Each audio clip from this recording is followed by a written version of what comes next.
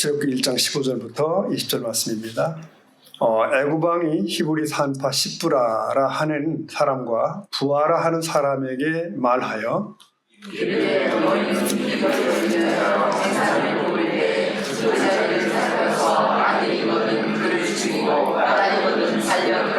그러나 산파들이 하나님을 두려워하여 애굽 왕의 명령을 어기고 남자 아기들을 살린지라. 애굽 왕이 산파를 불러 그들에게 이르되 너희가 어찌하여 지금 남자 아기를 살리느냐. 산파가 바로에게 대답하되 히브리 여인은 애굽 여인과 같지 아니하고 건장하여 산파가 그들에게 이르기 전에 해산하였더이다 하매 하나님이 그 산파들에게 은혜를 베푸시니 그 백성은 매우 강하고 매우 강해지니라. 강해지니라. 아멘. 참 신앙의 구분점이 있습니다. 바로 가치관입니다. 가치관. 그가 진정 기독교적인 가치관을 갖고 사나? 그의 마음이 진정 성경적인 자세를 갖췄을까? 그 부분이에요. 그러니까 무슨 신비한 영적 경험이나 체험이 답이 아니고 논리정연한 교리 고백도 답이 아닐 수 있습니다. 그의 가치 기준이 예수 믿기 이전에서 변화되었는가? 전에는 이것을 위해 살아왔는데 그 후로는 저것을 위해 산다. 이런 그 가치관의 변화가 필요합니다. 예수 만나기 이전과 예수 만나기 이후가 달라졌어야 된다는 그런 얘기죠. 그런데 평생 교회를 드나들었다고 해도 생각이 여전히 세상 사람과 같다고 한다면 그는 참 신자가 아닐 가능성이 높습니다. 그가 아무리 오랜 세월 교회를 드나들었다 하더라도 그가 아무리 3대 4대 신앙의 가문에서 태어났다 할지라도 그가 아무리 교회의 어떤 직분을 맡고 있다 하더라도 여전히 그는 신앙의 언저리를 맴돌고 있다라고 평가할 수 있습니다. 어쩌면 심판의 날에 주께서 이렇게 말씀할 수도 있어요. 내가 너를 모른다. 도무지 모른다. 이렇게 되면 그냥 황당해지는 거죠. 이런 생각 해본 적 있습니까? 내가 만약 죽어서 이제 심판의 날에 심판대 앞에 섰는데 그리 가는데 가보니까 천국이 없어요. 천국이 없는 겁니다. 그러면 어떨 것 같습니까? 정말 그렇다면 나는 억울해서라도 다시 돌아와야 돼. 이런 생각이 들 정도로는 살아야 된다는 거예요. 천국? 지옥? 없으면 없는 거지 뭐. 그런 사람은 제대로 예수 믿지 않는 사람이라고 말할 수 있습니다. 예수 믿기 때문에 손해본 것이 없고 예수 믿기 때문에 좁은 길을 걸어본 적이 없는 거예요. 억울함이 없는 거죠. 우양후 하면 우측으로 방향이 바뀌듯이 예수 믿고 성령을 거듭나면 생각의 기본이 바뀝니다. 세상을 보는 눈이 달라지고 판단의 기준이 달라지죠. 그래서 세상이 감당 못하는 사람이 되기도 합니다. 예컨대 진리 때문에 한없이 겸손해지기도 하고 또 하지만 때로는 또 담대해지기도 해요. 그런 이들을 하나님은 기뻐하십니다. 또 그런 이들을 붙들고 하나님의 나라를 만들어 가십니다. 근데 그런 이들은 꼭 유명한 사람이어야 될 필요는 없습니다. 꼭 남자일 필요도 없습니다. 무명의 사람이지만 변화된 가치관으로 결단하고 무장된 사람들을 하나님이 쓰시죠. 오늘 그런 이들을 좀 만나보려고 합니다. 창세기 끄트머리쯤에 보면 야곱의 후손들이 애굽으로 이민을 떠나죠. 집단 이민을 합니다. 그들을 히브리족이라고 불렀어요. 그 후 그들은 애굽에서 긴 세월을 보냅니다. 약 4세기를 살게 되죠. 그동안 그들 대부분은 조상 아브라함 때로부터 시작되었던 야훼 신앙, 여호와 하나님에 관한 신앙을 아마도 까먹었을 겁니다. 그러나 하나님은 거기서도 자기 백성들을 돌보시며 계속 역사를 만들어 오십니다. 나일강 하류 즈음에 고센, 그 땅, 비옥한 즈음에 머물던 그들은 급속한 그 민족적 팽창을 인구수가 늘어나게 되죠. 그것은 내 후손이 큰 민족이 되리라고 하셨던 하나님의 약속, 즉 아브라함에 주셨던 그 약속이 성취되는 과정입니다. 문제는 애굽 왕 바로가 그걸 못마땅히 여겼다는 거예요. 눈에 가시같이 여겼습니다. 출애굽기 1장 8절 보겠습니다. 읽어볼까요? 시작. 요셉을 알지 못한 보세요. 본래 요셉을 총리로 기용했었던 왕이 있었죠. 그는 요셉과 피부색이 같은 그 힉소스족이었습니다. 족속으로 말하면 힉소스족. 그러나 시간이 흐르다가 왕조가 바뀌게 됩니다. 그래서 이때 왕 위에 올랐던 람세스 2세라는 사람은 본토민 사람이에요. 그는 저 히브리족의 숫자가 늘어나는 게 두려운 겁니다. 만약 전쟁이 일어났을 때 저들이 적군표에 서면 어떡하지? 라고 상상도 다양하죠. 그런 생각을 하게 된 거예요. 그리고 체제 유지에 불안을 느낍니다. 그래서 바로는 히브리인 억제 정책을 쓰기 시작합니다. 모두를 노예로 만들어버리고 감당하기 어려운 중노동을 시키는 거죠. 자, 그런데도 불구하고 이 히브리인들, 이스라엘 백성들의 숫자가 어때요? 계속 불어난 겁니다. 우린 여기서 하나님께서 하시는 일은 사람이 아무리 막으려고 해도 안 된다는 것을 알게 됩니다. 핍박은 무지 힘들었어요. 하지만 여러분, 무의미한 고난은 없죠. 그 어려운 시간을 지나면서 새로운 일이 전개됩니다. 보십시오. 그 핍박 덕분에 이스라엘 사람들은 애굽을 떠날 생각을 하게 돼요.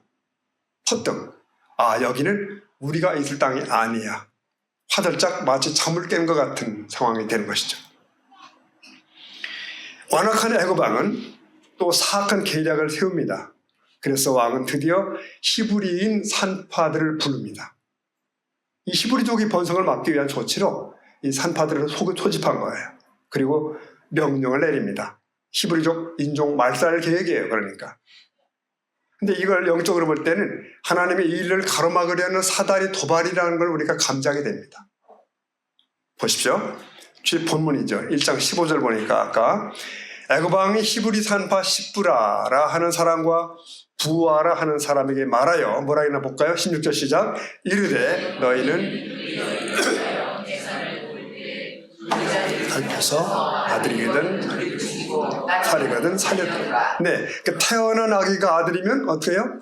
죽이고 딸이면 살리고. 이게 남자는 무협적이지만 여자는 뭐 쓸모 있어. 그렇게 생각했는지 모르겠어요. 그래서 태어난 사내 아이들이 다 죽게 됩니다. 그런데 보십시오. 이 산파들이 왕의 명을 지키지 않기로 결의를 한 겁니다. 이건 굉장히 위험한 행위죠. 왕은 산파들이 생사여탈권을 가지고 있잖아요. 그럼에도 산파들은 하나님 백성의 편에 서기로 결정을 합니다. 이 성경은 그들의 이름을 알려주죠. 십부라 그리고 부아. 십부라는 아름다움이라는 뜻이고 부아는 그 찬란하다는 뜻이에요. 그래서 이들은 권력자의 편에 서기보다는 하나님의 뜻에 섬으로써 아름답고 찬란한 이름을 얻게 되죠. 보십시오. 핍박자 바로는 대제국의 왕이지만 자기 이름도 없이 그저 바로라고 기록될 뿐입니다. 그냥 바로예요.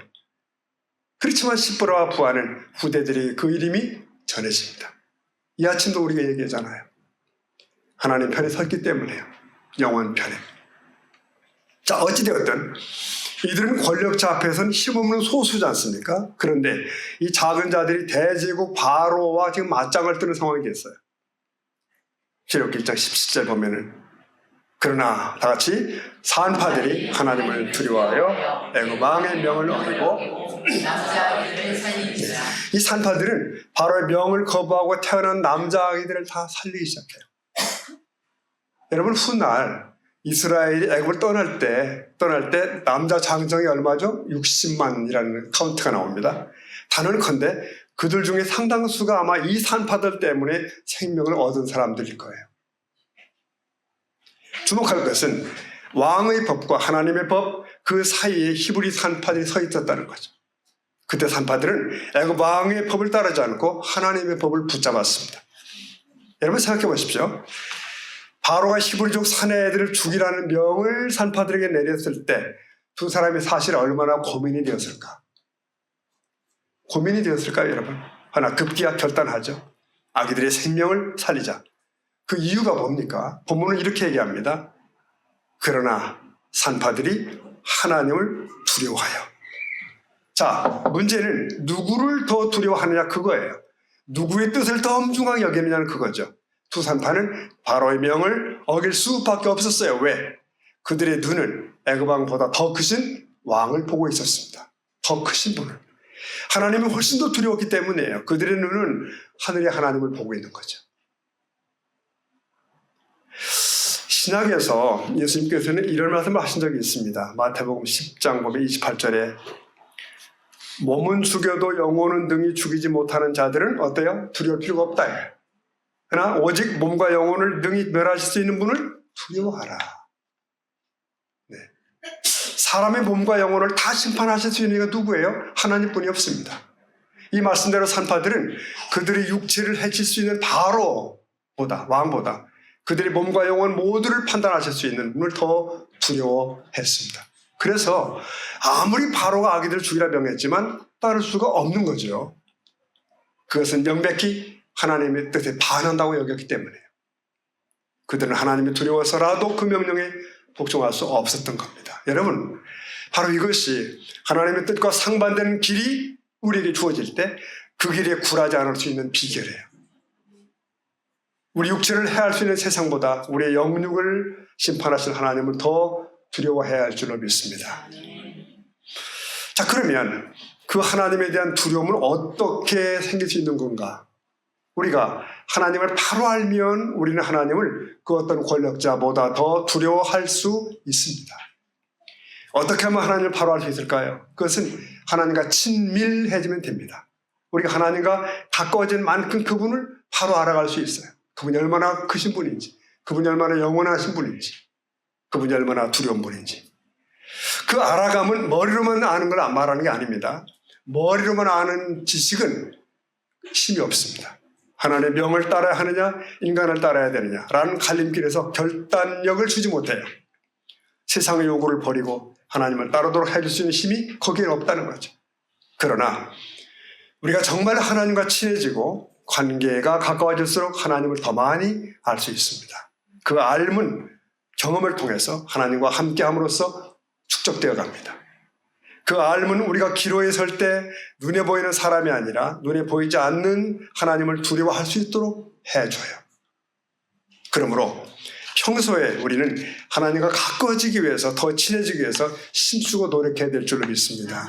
매일 말씀을 묵상한다, 그런 의미죠. 나만의 기도 시간을 만들어간다, 그런 거예요. 나아가 순종의 삶을 오늘도 내일도 살아가는 거죠. 이렇게 해서 쌓여진 하나님에 대한 지식이 우리로 하여금 그 어떤 것보다 그분을 두려워하게 만듭니다. 그 두려움은 인간의 길이 아닌 하나님의 길을 따라갈 수 있도록 도와줄 것입니다. 자, 보면 18절에 보면 이런 말씀이 있죠. 읽어볼까요? 시작. 애굽 왕이 산파를 불러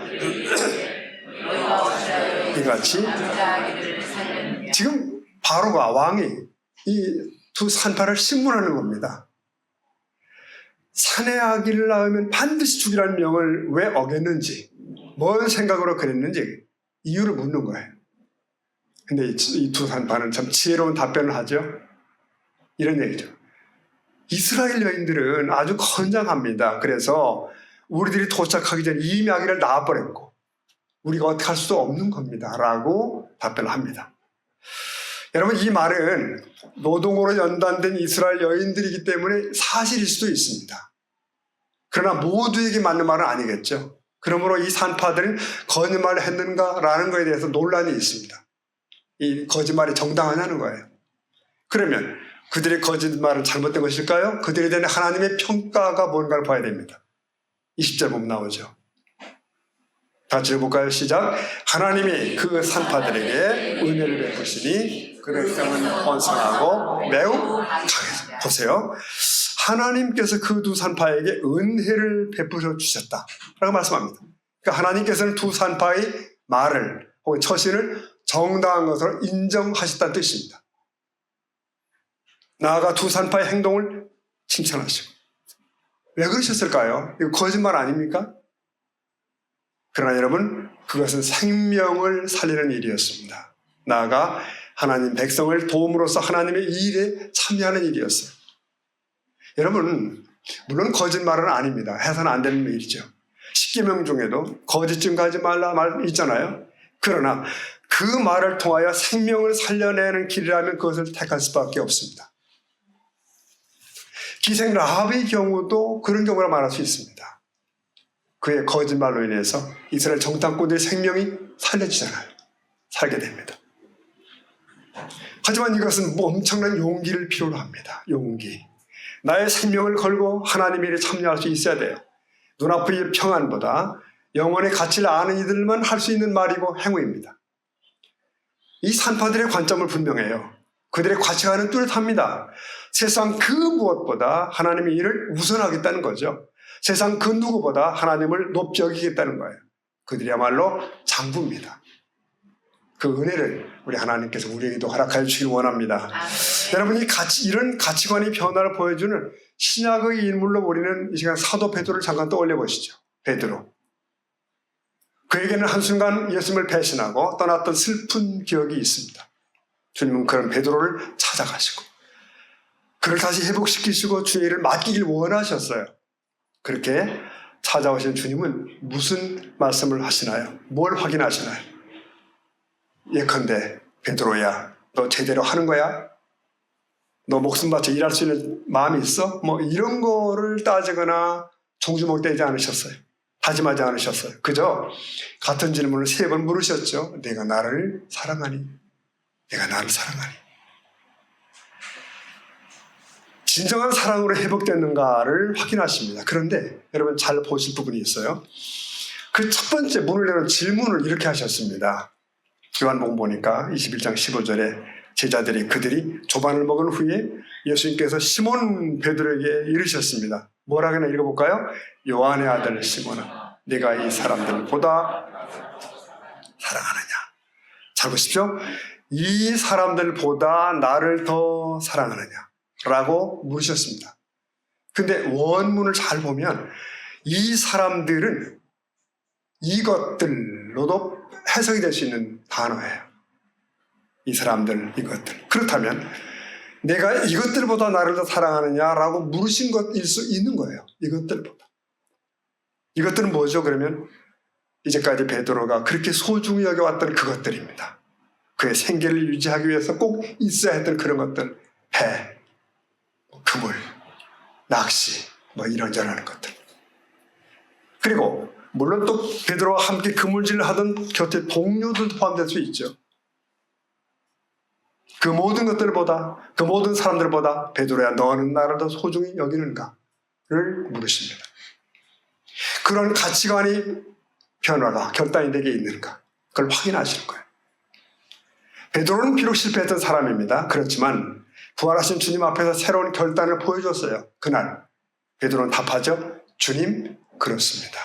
내가 주님을 사랑하는 줄을 주님이 아십니다. 이것은 내가 주님을 다른 모든 것들보다 더 사랑한다라는 고백이에요. 다른 모든 것들보다. 주님은 그것을 2번도 확인하셨어요. 사랑하느냐? 사랑하느냐? 그러시는 베드로의 손을 잡으셨죠. 내 양을 먹이라. 내 양을 치라. 자, 성도 여러분, 오늘도 우리 문제는 무엇일까요? 주님을 나는 다른 것들보다 더 사랑하는가? 그것입니다. 더 사랑하는가? 물론 우리 성도들은 예수님을 다 존중하고 사랑하시죠. 네. 그러니까 이 주일날 이렇게 이 자리까지 오신 거예요. 집에서 편히 쉬시고 뭐 좋은 계절 산에도 이제 다닐만 하고 그러시지만 여기 나오셨잖아요. 또 주님을 사랑하시니까 그 소중한 피 같은 소득 가운데 11조도 드리시고 감사함도 드리시고 뭐 중국 성교도 하시고 그러잖아요. 이거 아무나 할 수 있는 건 아닙니다. 그럼에도 주님은 또 묻고 싶은 게 있습니다.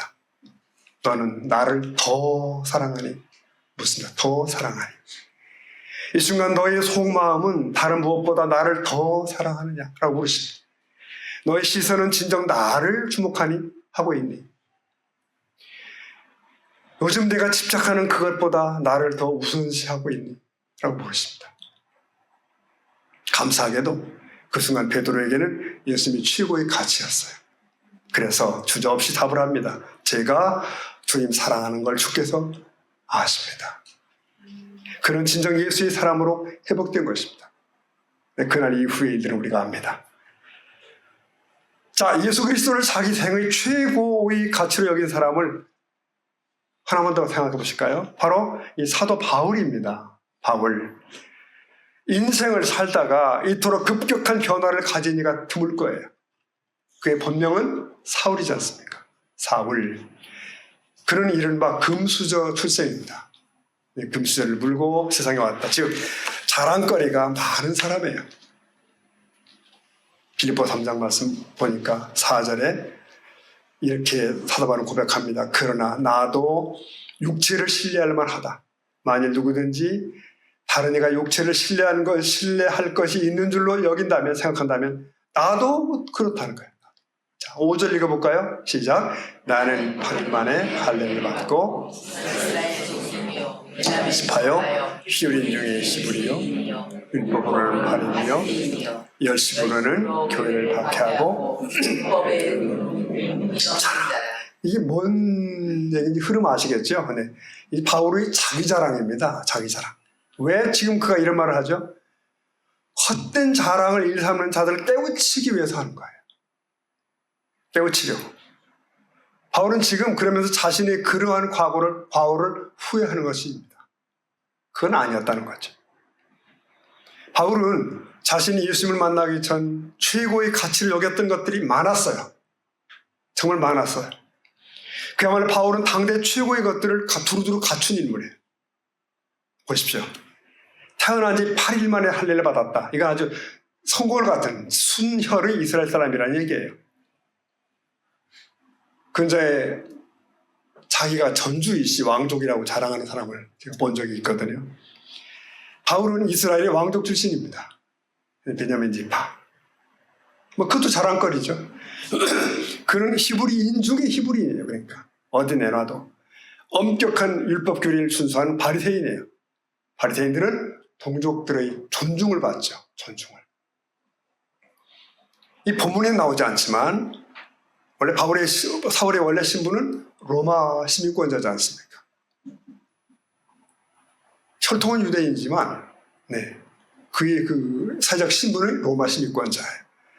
그것도 태어날 때부터 시민권자래요. 그래서 어떻게 그 가문이 시민권을 얻었는지는 우리가 알 수가 없습니다. 어쨌든 이것은 당시에 큰 특권인 건 분명합니다. 제가 다시 한번 찾아봤는데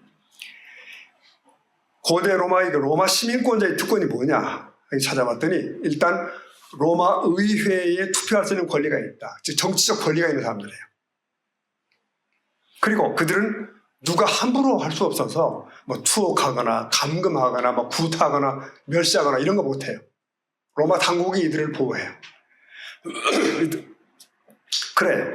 그러니까 바울은 종교적으로나 사회적으로나 당시에 내세울 게 많은 사람이에요. 그런데 이랬던 그의 삶이 급격한 변화를 맞게 됩니다. 그가 가졌던 그 자랑거리들이 모두 그냥 한순간에 쓰레기가 되는 거예요. 빌립보 3장 7절에 보면은 이렇게 말하죠. 그러나 무엇이든지 그게 뭐든지 내게 유익했던 것들을 내가 그리스도를 위하여 다 해로 여긴다는 거예요. 해로 여길 뿐더러 8절 읽어볼까요? 또한 모든 것을 해로 여김은 내 주 예수 그리스도 예수를 지식이 가장 고상하기 때문이다.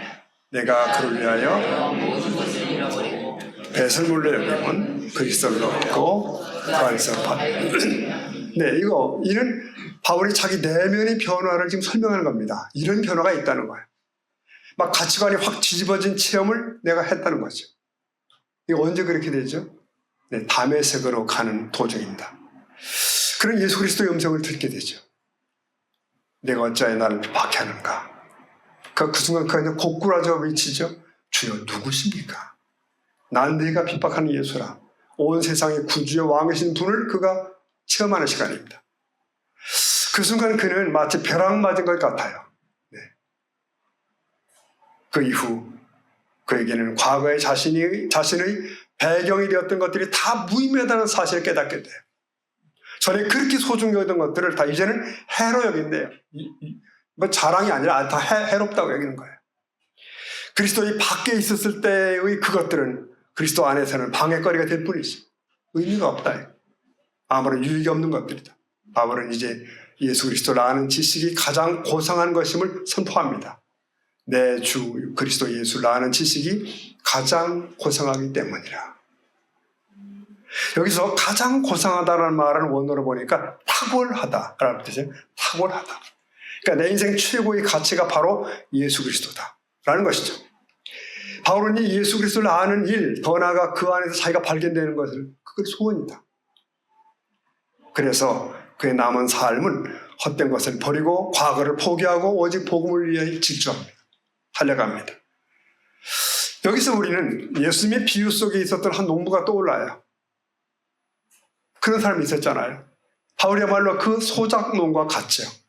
마태 13장 보면은 평생을 초라하게 살았던 한 농부가 나오지 않습니까? 아마도 소작농이었을 거예요.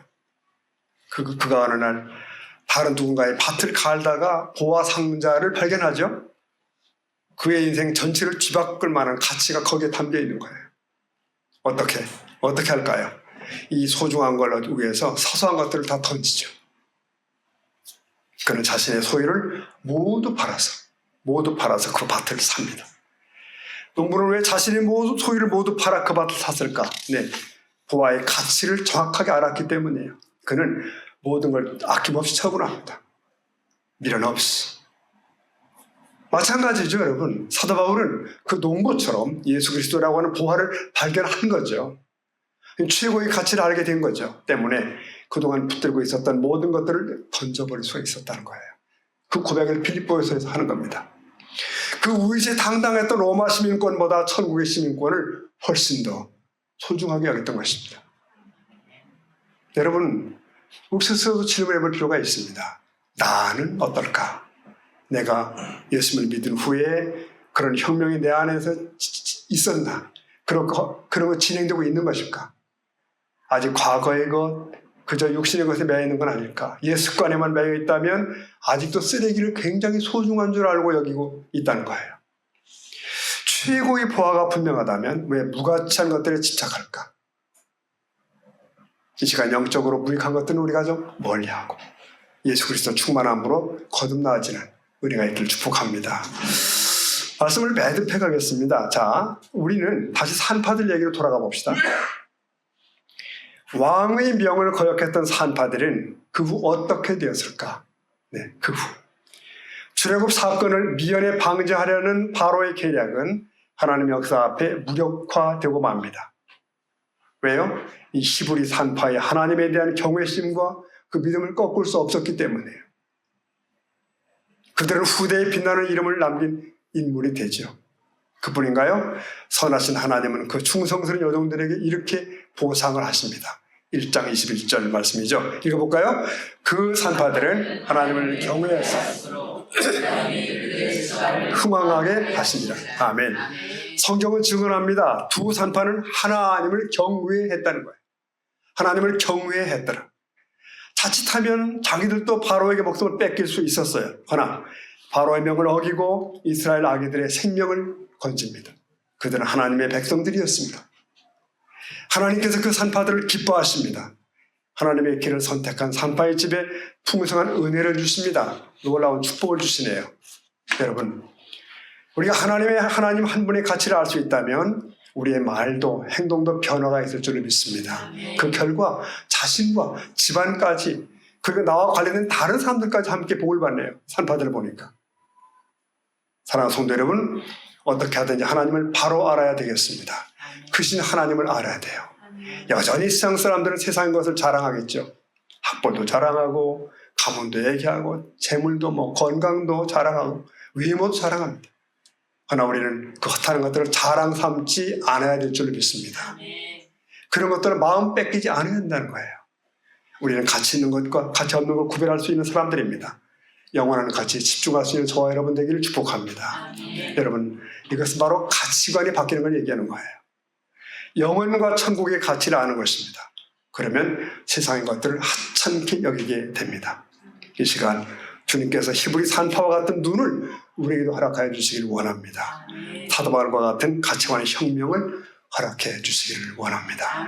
그래서 변화를 소유하고 그렇게 살아가는 세상교회 모든 가족들 될 수 있기를 축복합니다. 아멘.